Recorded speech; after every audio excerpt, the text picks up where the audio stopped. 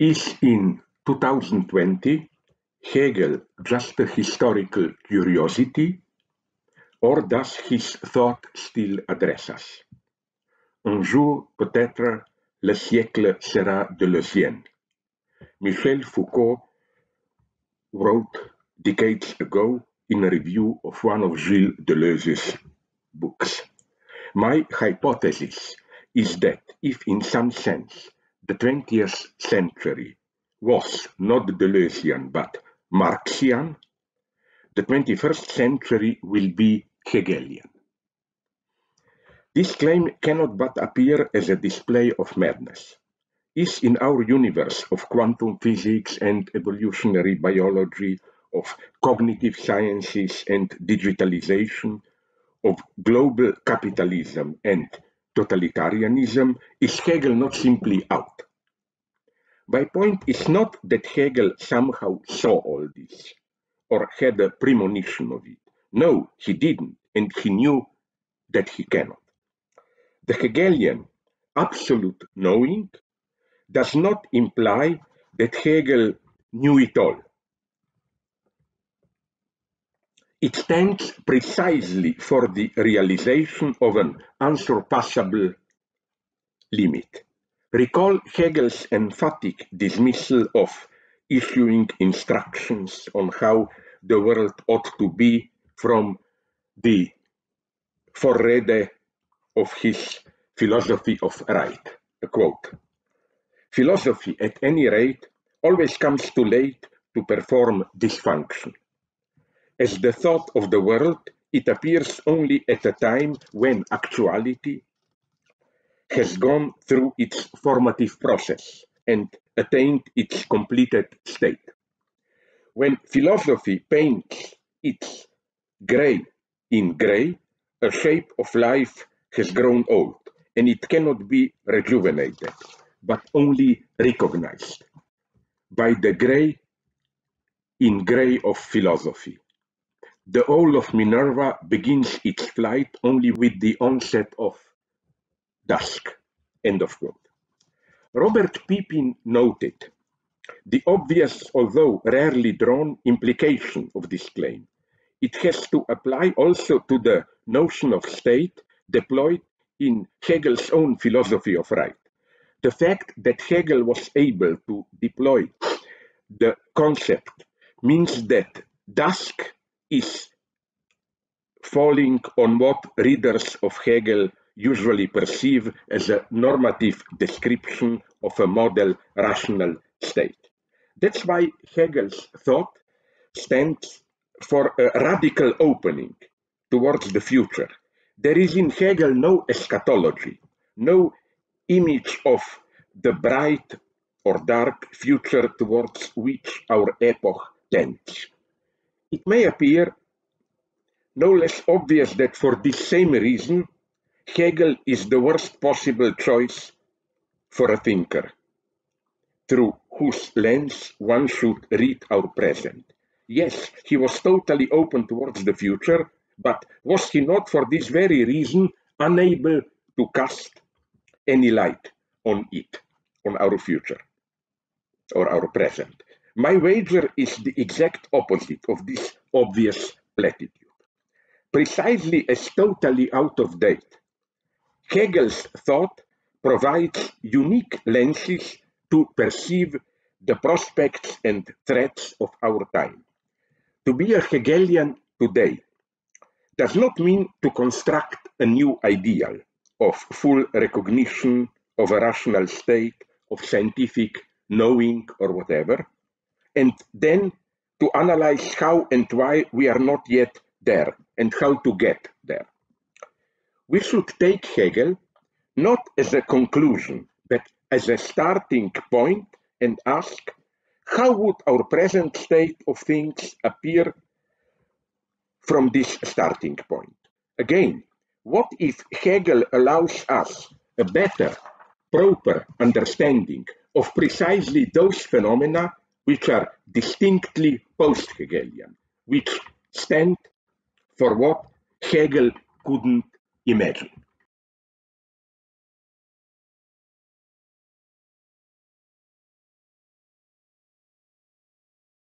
I would choose a term not found in Hegel. This term is the spirit of distrust. We should turn around Robert Brandon's motive of the spirit of trust. Is the deepest feature of a true Hegelian approach not a spirit of distrust?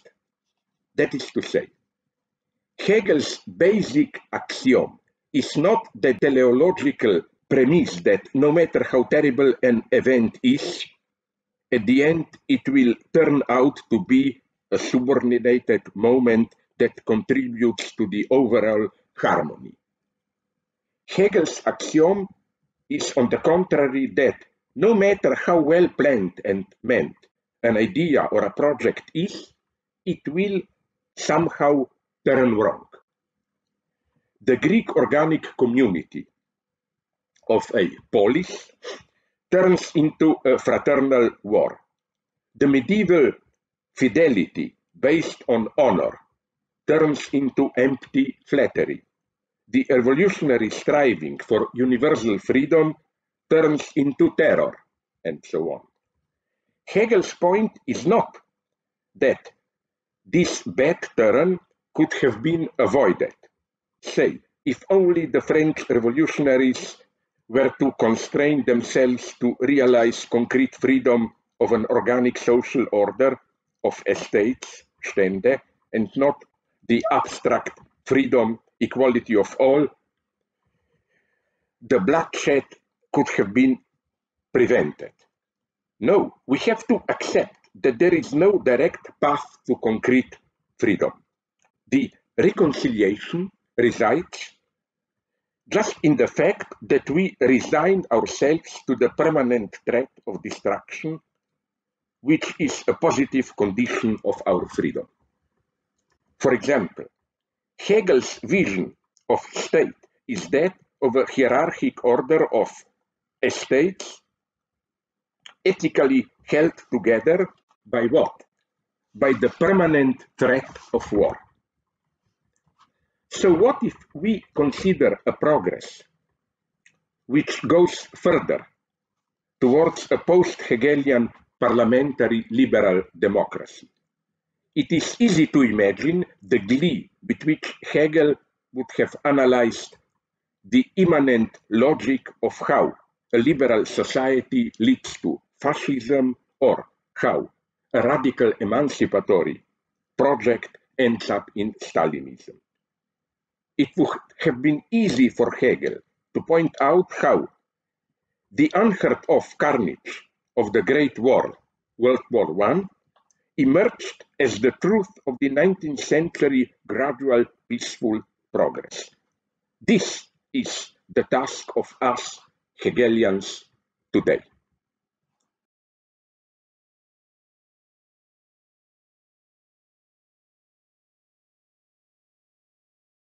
My choice is a passage on disparity from the Forward to Phenomenologie des Geistes. Disparity, I know, is one of the proposed English translations of Ungleichheit, inequality. We don't find the term disparity in Hegel.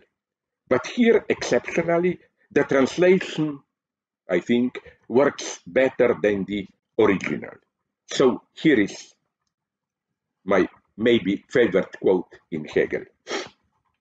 The disparity which exists in consciousness between the I and the substance, which is its object, is the distinction between them, the negative in general. This can be regarded as the defect of both, though it is their soul, or that which moves them. This is why some of the ancients conceived of void as the principle of motion, for they rightly saw the moving principle as the negativity, though they did not yet grasp that the negative is the self. Now, although the negative appears at first as a disparity between the I and the object, it is just as much the disparity of the substance with itself.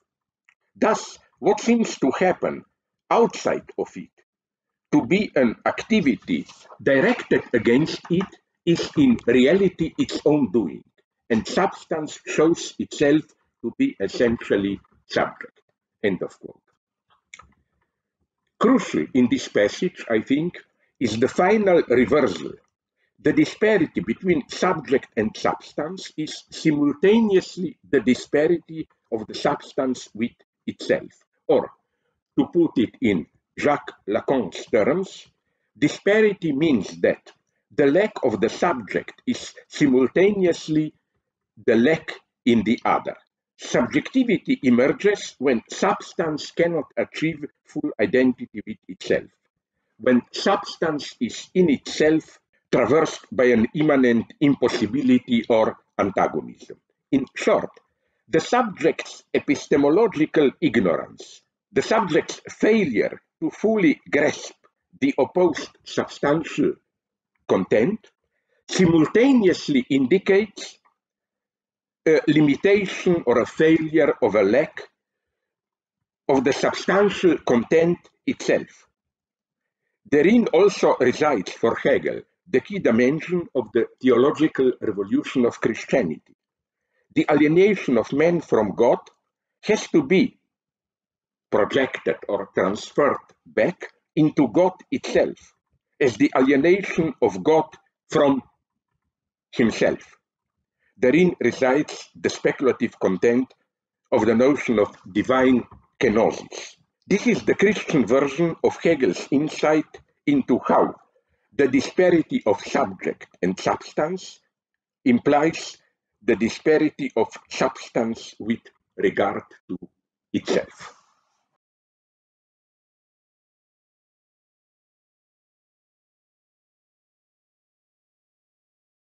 My position is to make Hegel a difficult author understandable by reading it through another, maybe even more obscure and controversial author, Jacques Lacan. Hegel with Lacan is for me a new version of what Lacan and Adorno and Horkheimer proposed as Kant avec Sade, Kant with Sade. My point is not that Kant was a sadist, but that Sade was a Kantian. Marquis de Sade's imperative to enjoy unconditionally formally fits Kant's criteria of an ethical act, which throws a new light, of course, on Kant, bringing out an unexpected dark dimension of Kant's ethical thought. And the same holds for Hegel avec Lacan, Hegel with Lacan. Through Lacan's lenses, a new Hegel appears, a Hegel that fits our crazy time. This is the topic for a whole book, of course. I've written a dozen of books on it.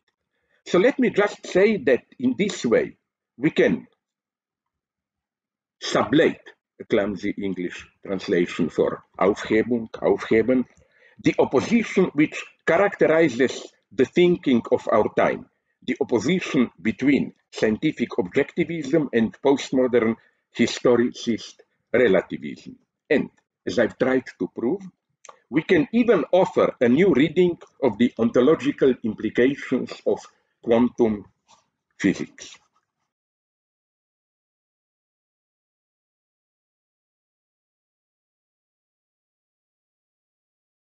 In his Phänomenologie des Geistes, Hegel used the term verkehrte Welt, which is usually translated into English as topsy-turvy world.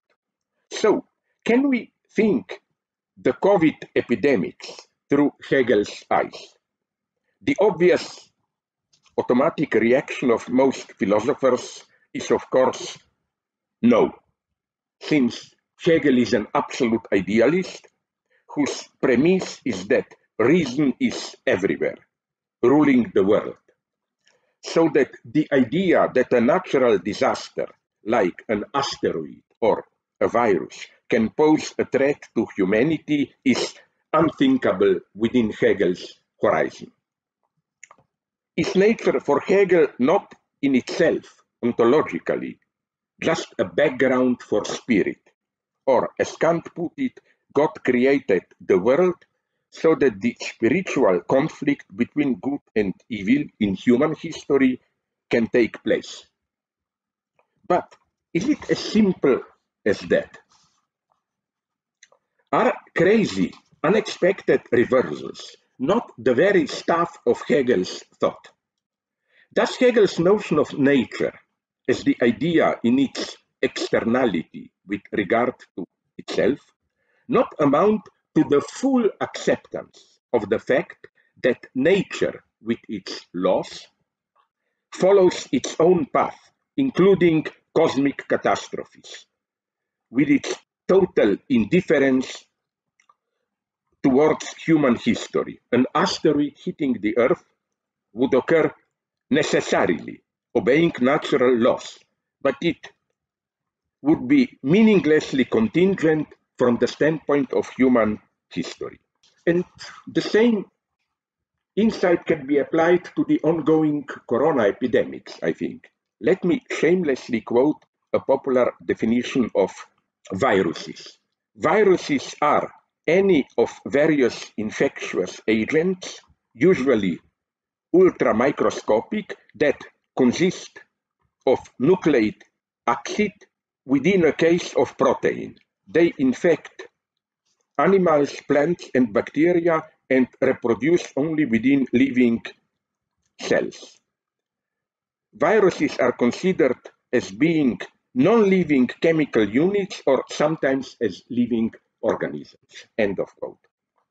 This oscillation between life and death is crucial. Viruses are neither alive nor dead in the usual sense of these terms. They are a kind of living dead. A virus is alive due to its drive to replicate, but it's a kind of zero-level life, a biological caricature, not so much of death drive as of life at its most stupid level of repetition and self-multiplication. However, viruses are not the elementary form of life out of which more complex forms developed. They are purely parasitic. They replicate themselves through infecting more developed organisms. When a virus infects us humans, we simply serve as its copying machine. It is in this coincidence of the opposites, elementary and parasitic, that resides the mystery of viruses. They are a case of what Schelling called der nie aufhebbare Rest, a remainder of the lowest form of life that emerges as a product of malfunctioning of higher mechanisms of multiplication and continues to haunt, infect them. A remainder which cannot ever be reintegrated into the subordinated moment of a higher level of life. Let me elaborate this a little bit further. Richard Dawkins, evolutionary biologist, claimed that MEMS are viruses of the mind, parasitic entities which colonize human mind, using it as a means to multiply themselves. The idea, very interestingly, whose originator was none other than Leo Tolstoy. Tolstoy is usually perceived as a much less interesting author than Dostoevsky, a hopelessly outdated realist for whom there is ultimately no place in our modernity, in contrast to Dostoevsky's existential anguish. Perhaps, however, the time has come to fully rehabilitate Tolstoy, his unique theory of art and man in general, in which we find echoes of Dawkins's notion of MEMS. Quote from another cognitive psychologist and evolutionary biologist, Dennett. A person is a hominid with an infected brain, host to millions of cultural symbionts, and the chief enabler of these are the symbiont systems known as languages. Is this not pure Tolstoy? The basic category of Tolstoy's anthropology is infection. A human subject is a passive, empty medium infected by affect-laden cultural elements, which, like contagious bacilli, spread from one to another individual. And Tolstoy goes here to the end. He does not oppose to this spreading of affective infection a true spiritual autonomy. He does not propose a heroic vision of educating oneself into a mature, autonomous ethical subject by way of getting rid of viral infections. The only struggle is the struggle between good and bad infections. Christianity itself is, for Tolstoy, an infection, although a good one. So, what has this to do with Hegel? I think here we encounter today what Hegel calls speculative judgment, Urteil. The assertion of the identity of the highest and the lowest. Hegel's best known example is spirit is a bone, der Geist ist ein Knochen, from his analysis of phrenology in Phänomenologie des Geistes. And our example should be spirit is a virus. Is human spirit also not some kind of virus that parasitizes on the human animal, exploits it for its own self-reproduction, and sometimes threatens to destroy it? And insofar as the medium of spirit is language, we should not forget that as at its most elementary level, language is also something mechanic, a matter of rules we have to blindly learn and follow. Hegel knew this. This is why Hegel said that we can detect the wisdom of history in the fact that the universal language in medieval times became Latin, not Greek. Hegel accepted this old philosophical topic of how Greek was a living language of spirit, spiritual insight, while Latin was, in some sense, dead, mechanical, to be learned by heart, language of blind reproduction. But that's why only Latin can become a universal language.